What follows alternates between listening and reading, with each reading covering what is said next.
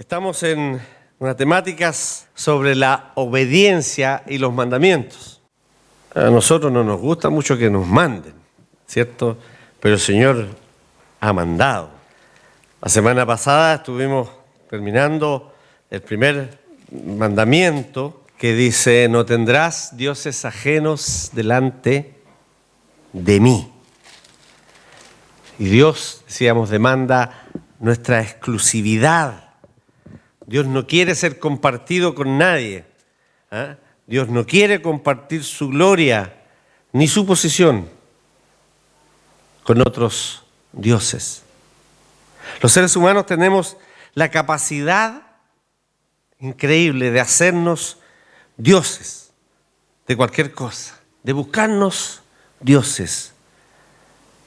Porque nosotros somos, el hombre es por naturaleza un ser espiritual y siempre está buscando un contacto con algo superior o con algo que esté más allá. Buscamos lo trascendente. Pero también porque necesitamos apoyarnos en algo y tener algo que nos sirva como muleta para caminar, para marchar. Y algo hasta que nos sea cómodo, que se acomode a nuestra vida, a nuestros gustos, a nuestras circunstancias, a nuestras inclinaciones, a lo que tenemos oculto.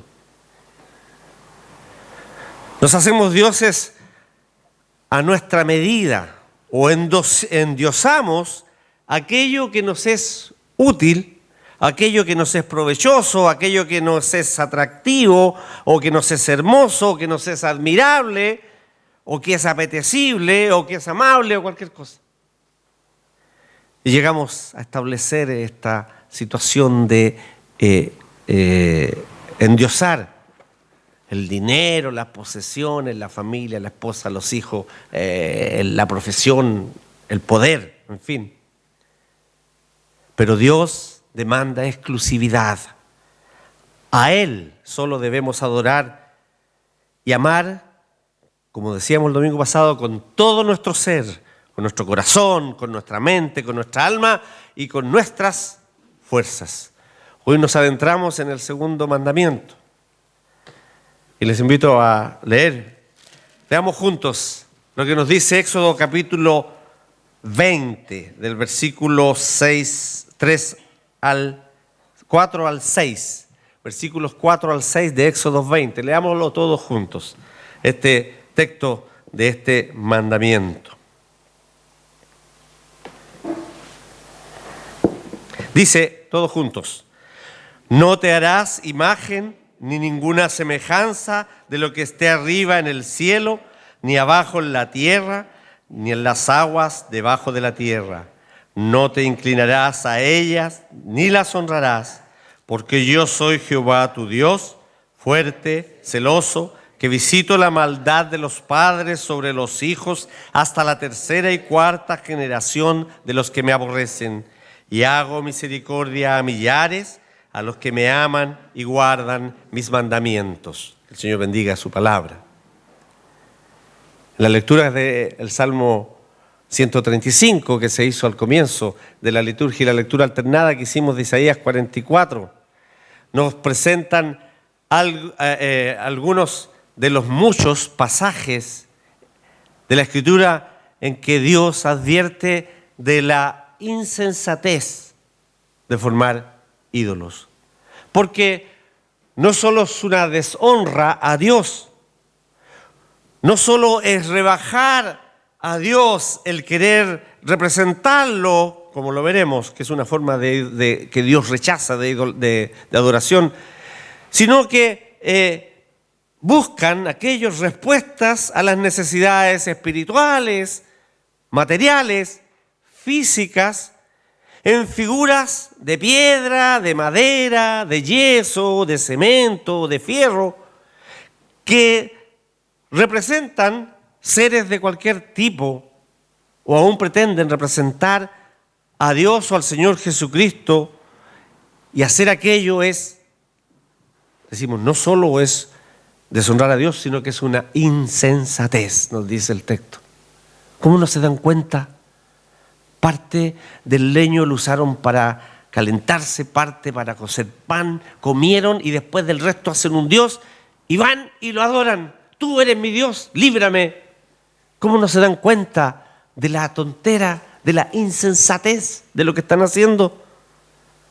Porque son mudos, son sordos, son ciegos, sin manos, sin caminar, son inútiles. Eso dicen los textos. Le dicen al hombre, esos son los ídolos que se fabrican.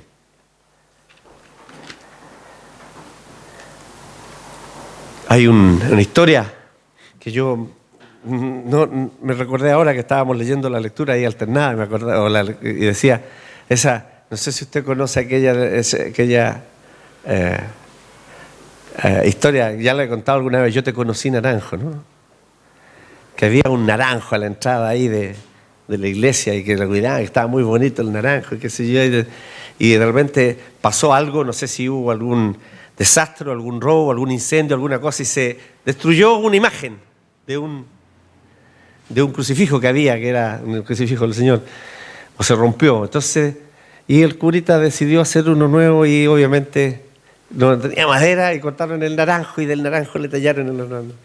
Y ahí llegó un hombre de repente que vio, se dio cuenta que había las cosas, entonces lo hicieron ir a arrodillarse frente al mono. Y bueno, él se arrodilló, pero al final dijo, pero yo te conocí naranjo. Así pasa muchas veces, los hombres no piensan que están haciendo una adoración a una figura de algo material que aparte de ser una abominación, es una insensatez. No tiene sentido, no tiene mente. Algo importante que destacar respecto al corolario del mensaje anterior que debíamos haber dicho es que cuando hablamos de no tengas dioses ajenos delante de mí, nosotros estamos también recordando y diciendo, cuando hablamos de Jesucristo y adoramos al Señor Jesucristo, que adoramos ahora en nuestros cánticos, de que Él es el único Dios, porque Él es uno con el Padre y con el Espíritu. Y por lo tanto, el rechazar a Jesús, el negar la adoración de Jesús, es negar la adoración al Dios único, vivo y verdadero. Y nosotros debemos a Él adorarlo como Dios, porque es nuestro deber y es nuestro privilegio, porque Él es nuestro Salvador y Señor. Y le adoramos a Él, solo a Él, y confiamos en Él y le damos gracias a Él, porque Él es Dios y es nuestro Salvador.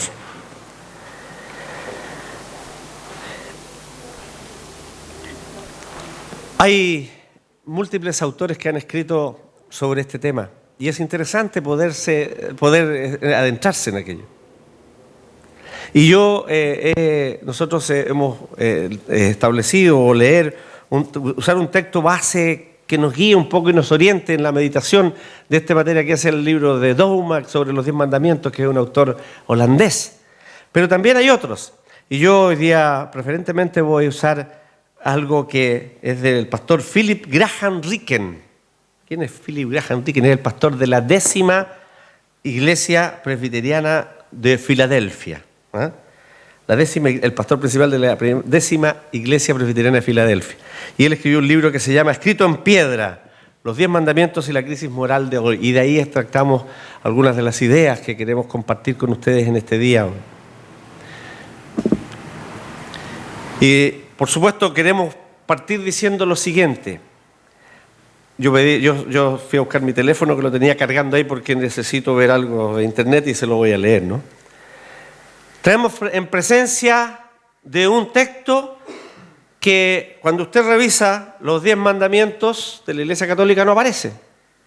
Porque el primer mandamiento, por eso fui a buscar esto, el primer mandamiento de la Iglesia Católica dice, amarás a Dios, amar a Dios por sobre todas las cosas.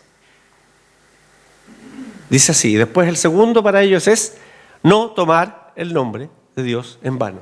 ¿Qué pasa? ¿Cuáles son los 10 mandamientos? Los que están aquí en la Escritura. Y los que están en la Escritura dice, no tendrás dioses ajenos delante de mí. Y luego el que hemos leído ahora, no te harás imagen y no te inclinarás ante ellas ni las honrarás. La Iglesia Católica ha enseñado por siglos erradamente a su gente los 10 mandamientos. Deliberadamente han dividido los mandamientos en una forma distinta, eliminando el segundo y dividiendo el 10º en 2. Para ellos, este texto que hemos leído del 3 al 6 del Éxodo 20 es parte, del 4 al 6, es parte junto con el 3 del primer mandamiento. Está todo metido en ello. Increíblemente, debemos decir que también alguna parte de la Iglesia luterana piensa lo mismo, en un error de interpretación de la Escritura, ¿no?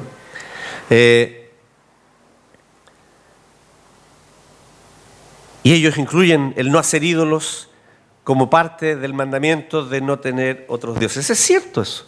Los ídolos son otros dioses. Pero nosotros podemos pensar, como iglesias reformadas o la iglesia evangélica, ¿estamos equivocados en este sentido o estamos en lo cierto?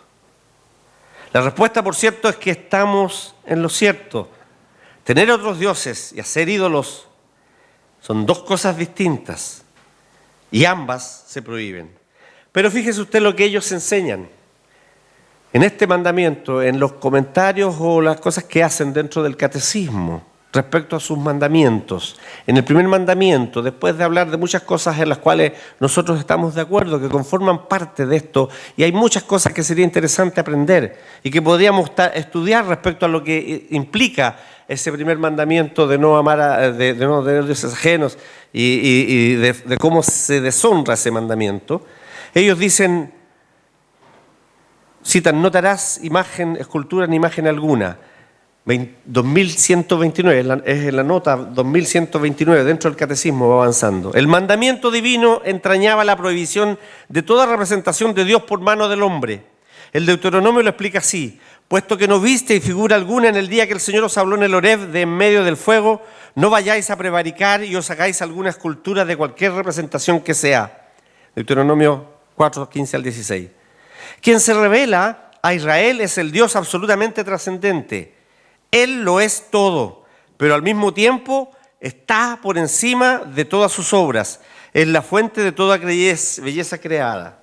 Sigue después, 2130. Sin embargo, ya en el Antiguo Testamento, y esto es lo interesante, miren la explicación y la justificación para lo que ellos hacen. Dios ordenó o permitió la institución de imágenes que conducirían simbólicamente a la salvación por el Verbo encarnado. La serpiente de bronce, Números, ¿se acuerdan la serpiente que levantó Moisés? El arca de la alianza y los querubines. 2131. Fundándose en el misterio del Verbo encarnado, el séptimo concilio ecuménico celebrado en Nicea en 1787, o sea, en 787, no en 1700, justificó contra los iconoclastas el culto de las imágenes, las de Cristo, pero también las de María, pero también las de la Madre de Dios, de ángeles y de todos los santos. Encarnándose el Hijo de Dios inauguró una nueva, comillas, economía, cierre comillas, de las imágenes. 2132. El culto cristiano de las imágenes no es contrario al primer mandamiento que proscribe los ídolos. En efecto, comillas, el honor dado a una imagen se remonta al modelo original. Cierre comillas, eso lo dijo un señor San Basilio. El que venera una imagen, venera en ella la persona que en ella está representada. El honor tributado a las imágenes sagradas, eso es una, comillas, veneración respetuosa, no una adoración que solo corresponde a Dios. El culto de la religión no se dirige a las imágenes en sí mismas como realidades, sino que las mira bajo su aspecto propio de imágenes que nos conducen a Dios encarnado. Ahora bien, el movimiento que se dirige a la imagen en cuanto tal no se detiene en ella, sino que tiende a la realidad de que ella es imagen. Esto lo escribió Tomás de Aquino. O sea, si buscan toda esta forma de explicar teológicamente que no están faltando al segundo mandamiento, que no es correspondiente esta prohibición. Por cierto, nosotros sabemos que allí hay un gran pecado de la Iglesia Católica Romana. Y sigue siendo pecado aunque lo adornen de una veneración, el inclinarse ante María o la imagen de María, que como ellos mismos dicen, representa a la persona. es inclinarse ante esas personas que están puestas por delante de Dios, como intercesoras de Dios. Es antibíblico, la Biblia dice otra cosa. Y lo que estamos viendo nos dice claramente que este es un mandamiento específico. El primer mandamiento tiene que ver con el Dios correcto.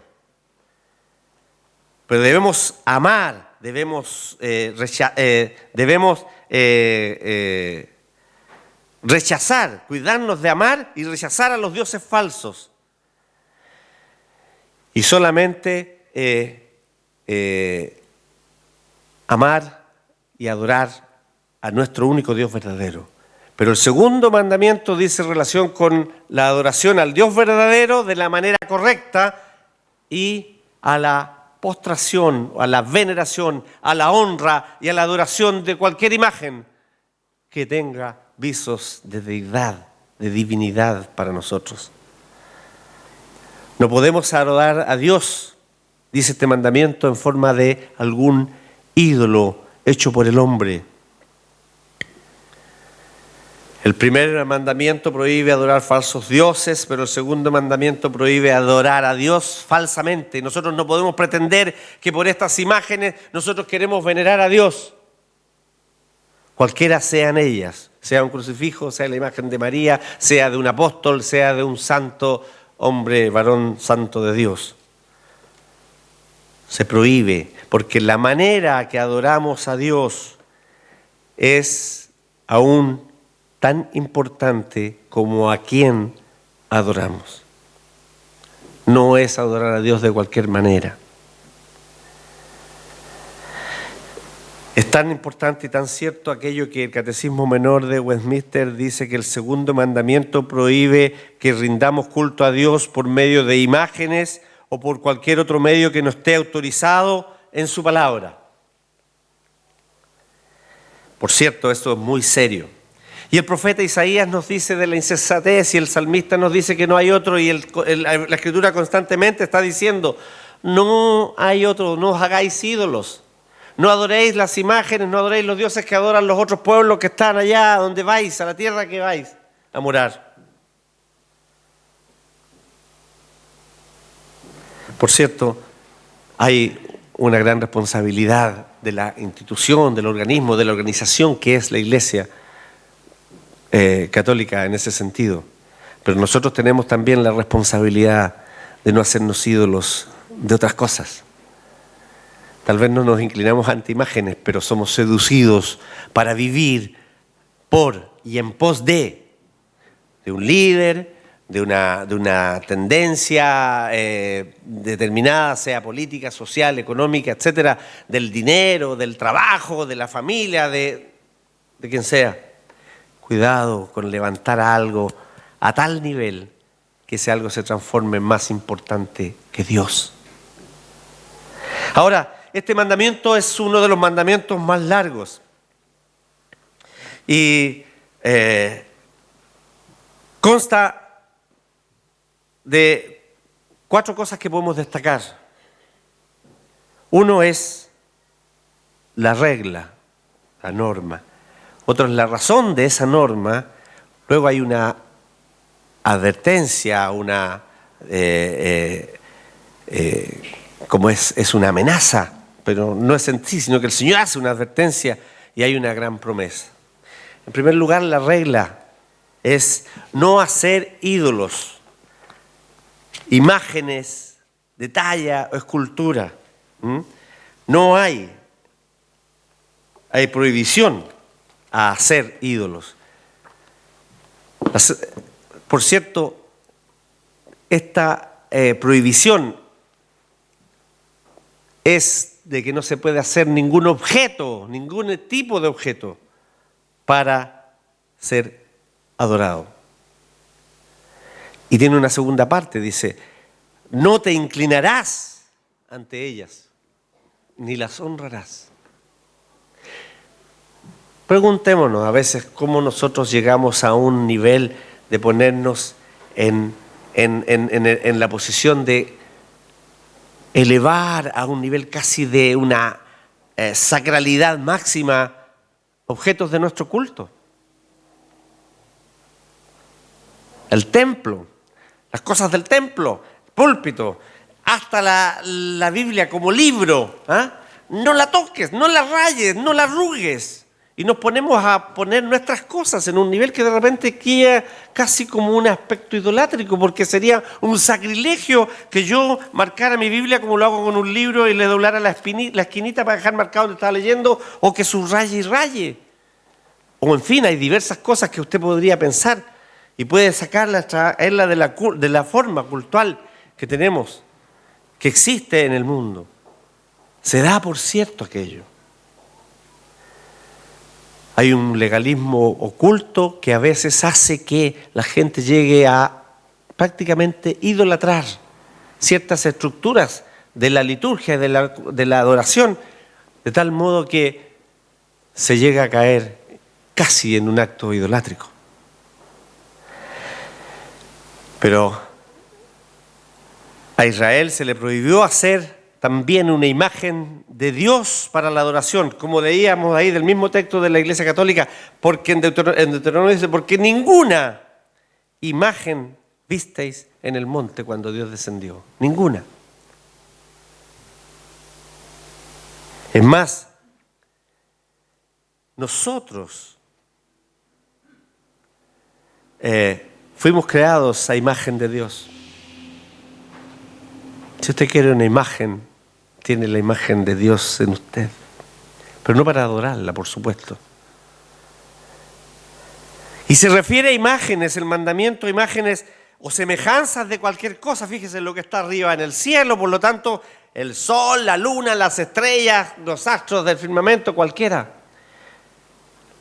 O las aves que vuelan, ¿no? Semejanza de lo que está abajo en la tierra, y ahí tiene los árboles, los cerros, los minerales, los animales, los mismos seres humanos.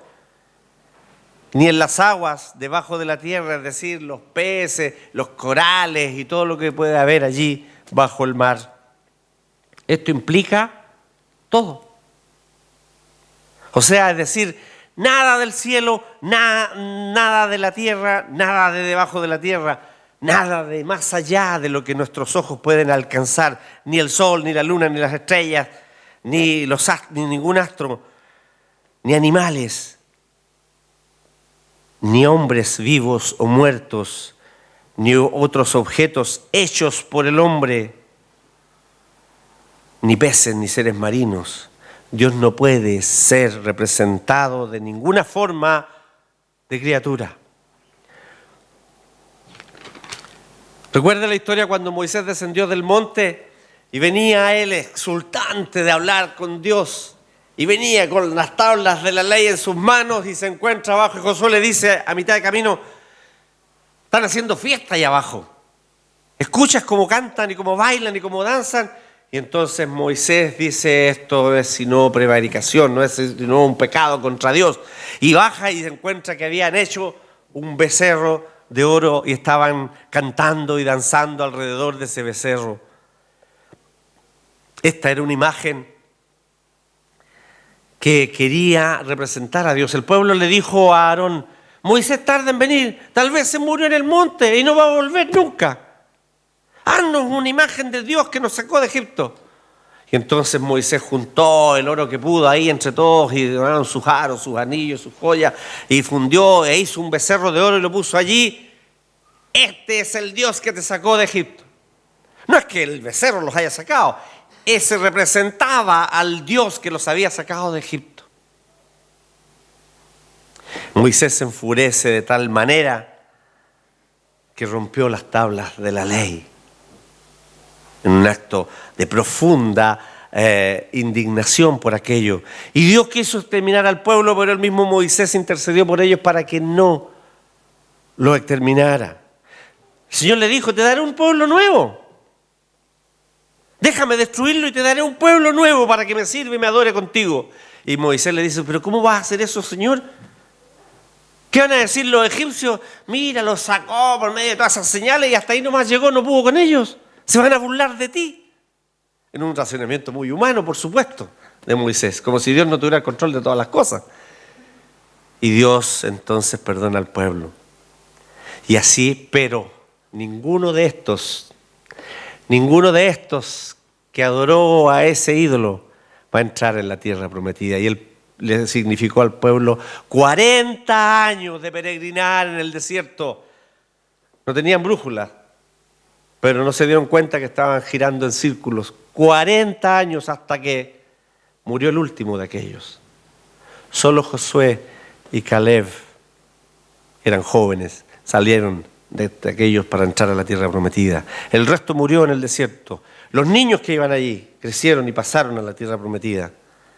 Ni siquiera Moisés pudo pasar, solo la vio de arriba del monte. Dios no le permitió entrar. Por un pecado que cometió después, para que vean ustedes que la Biblia no oculta los pecados de los líderes. Los líderes somos humanos, son seres humanos que pueden fallar. Y Dios no le perdonó eso, se lo perdonó ciertamente en cuanto a la salvación, pero le dijo, tienes castigo por tu pecado, no puedes entrar allá.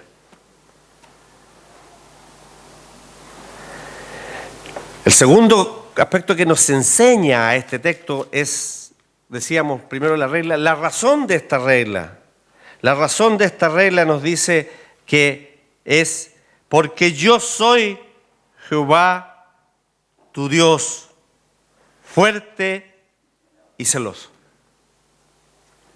Yo soy Jehová tu Dios, fuerte y celoso. Dios es celoso porque es un Dios que ama. El celo de Dios es una pasión ardiente de su amor. No es el mismo celo que podemos ver y vivir nosotros, esos celos que a veces enfermizos y dañinos, por cierto, pero es un celo que reclama para sí la exclusividad. Él dice, por medio del profeta Isaías, algo que citábamos al comienzo, yo Jehová, ese es mi nombre, a otro no daré mi gloria ni mi alabanza a esculturas. Los celos, por cierto, en este tiempo no gozan de mucha fama, ¿no? Leemos titulares en la prensa, vemos día a día noticias en la televisión que en un ataque de celos un hombre furioso atacó a su mujer o al revés. Y eso, por cierto, es algo que muchas veces es criticado. Pero no son esos el tipo de celo que muestra o que siente Dios por usted o por mí o por nosotros, por sus hijos. Es un celo santo, que quiere proteger su posesión. Vosotros sois mío, tú eres mío, yo te redimí, yo te compré con mi sangre, dice el Señor. Su compromiso con nosotros es un compromiso total. Él, fíjese, y lo vimos anteriormente en los mensajes de teología, nos eligió, nos predestinó, nos llamó, nos justificó, nos perdonó en Cristo y finalmente incluso nos asegura la gloria futura y la vida eterna. Él hizo todo por nosotros, todo por su amor por nosotros. ¿Cómo no será celoso? Es como una madre en su protección hacia sus hijos, su protección celosa hacia sus hijos, o un padre hacia su hogar. Así es el actuar de Dios hacia nosotros. Pues su amor es un amor intenso, un amor apasionado, un amor que es capaz de dar y de darse como Él se dio por nosotros en la cruz. Un amor exclusivo, que no tiene igual. Un amor que, como aprendí, yo escuché de un pastor que amaba mucho, el pastor Daniel Contese, que decía, un amor superior que echa fuera los amores inferiores. Como la perla, dice el Señor Jesucristo, de gran precio, que cuando se halla, se invierte todo y se compra aquel terreno para tenerla, para poseerla. Ese es el tipo de amor que Dios siente por nosotros. Dios protege en este segundo mandamiento el honor de su amor. Él nos ama y quiere nuestro amor en retribución por su amor. Él tiene derecho, por ser Dios y por amarnos de la forma que nos ama, a decirnos cómo debe ser adorado. Y nos ha ordenado que no menospreciemos su amor, haciéndolo a Él una imagen de talla, una escultura o un ídolo. Porque Dios es espíritu y los verdaderos adoradores le adoran en espíritu y en verdad. Pero decíamos también que aquí en este mandamiento largo hay una advertencia, una admonición. Dice el texto: yo soy un Dios celoso que visito la maldad de los padres sobre los hijos hasta la tercera y cuarta generación de los que me aborrecen. Los hijos, y aquí hay algo muy serio, menos mal que los niños están todos allá, pero muy serio para quienes somos padres o para quienes están criando o quienes criarán hijos en el futuro. Los hijos serán castigados por los pecados de los padres cuando se trata de la idolatría. La idolatría es un tipo de perversión, una rebelión contra Dios. Dice, la maldad habla. El texto nos habla de la maldad que existe. Dios aborrece la idolatría. Él por ningún motivo dará por inocente, como lo dice en el texto siguiente, a quien tome su nombre en vano, tampoco dará por inocente a quien sea un idólatra. Dice Deuteronomio 16, 22. No te levantarás estatua, lo cual aborrece Jehová tu Dios. Está hablando de una estatua para rendirle culto, tributo, veneración. Por ello, porque aborrece la idolatría, el ser idólatra, el idolatrar es demostrar odio hacia Dios, no amor. Pero alguien podría preguntar, y usted se puede preguntar, ¿pero por qué los hijos? ¿Qué culpa tienen los hijos? Alguien dice, los inocentes hijos. No solo es el ejemplo, sino que la culpa del pecado, lo que se pasa de generación en generación. Padres idolátricos crían hijos idolátricos que se confían y que aman la idolatría y que viven en la idolatría. Aquí está lo que se conoce como el principio del pacto. Si nosotros creemos que nuestros hijos nacen en el pacto de la gracia, porque el Señor por su gracia nos ha llamado, y ellos son bendecidos por nuestra fe, de la misma manera aquellos que son maldecidos o malditos por su idolatría, están traspasando esa maldición a sus hijos.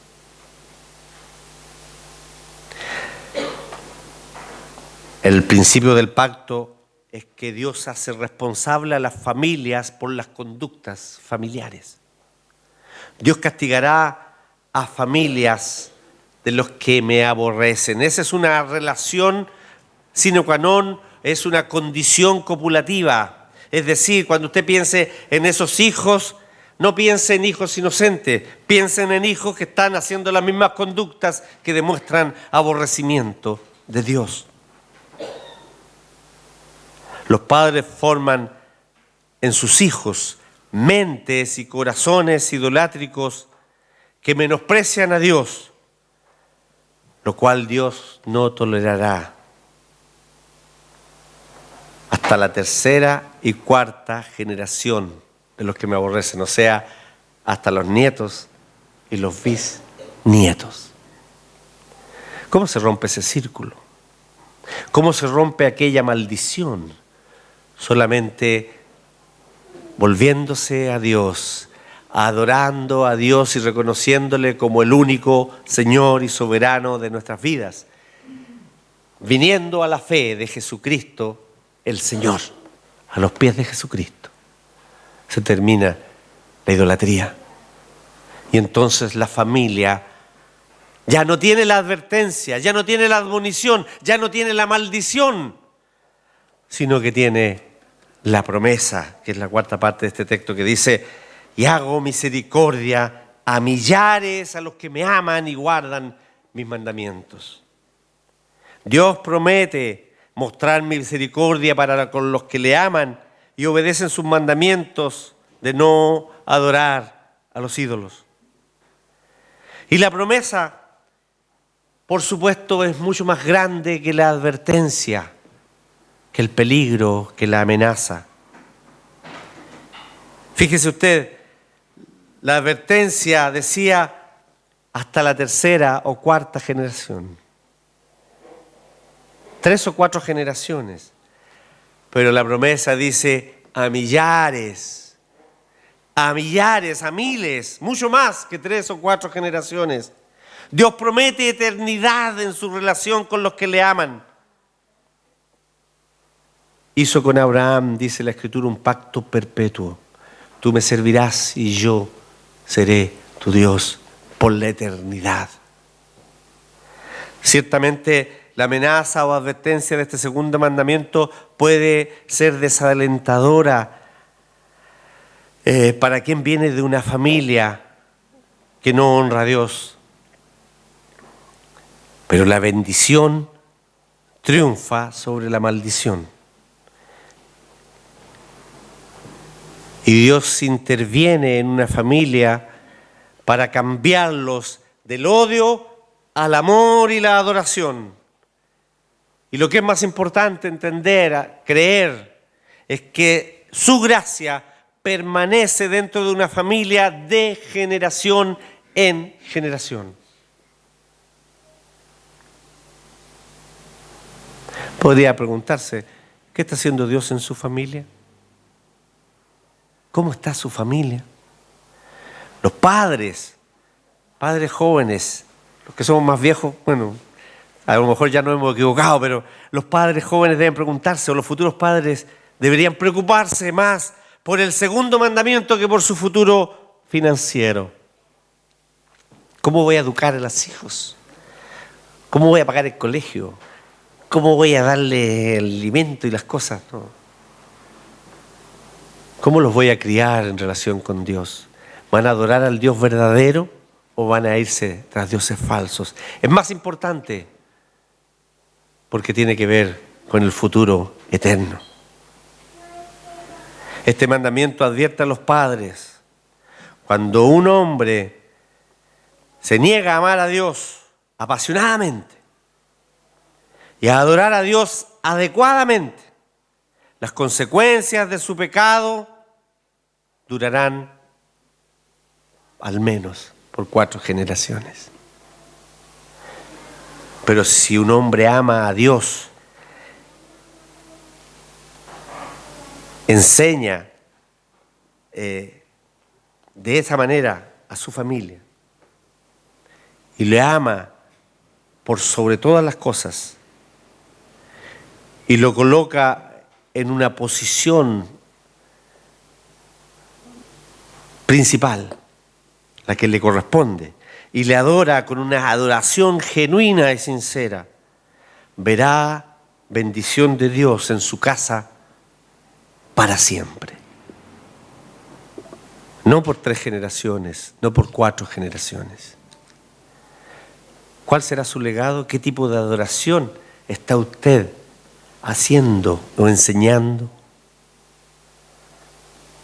Por supuesto, la idolatría crea una falsa imagen de Dios que no refleja adecuadamente su divinidad y es indigna de su majestad. Vamos a ver algo de esto la próxima semana. Dios es infinito, Dios es omnipotente, es omnisciente, es invisible. Por lo tanto, hacer una imagen de Dios en madera, en piedra, en fierro, en papel, en lo que sea,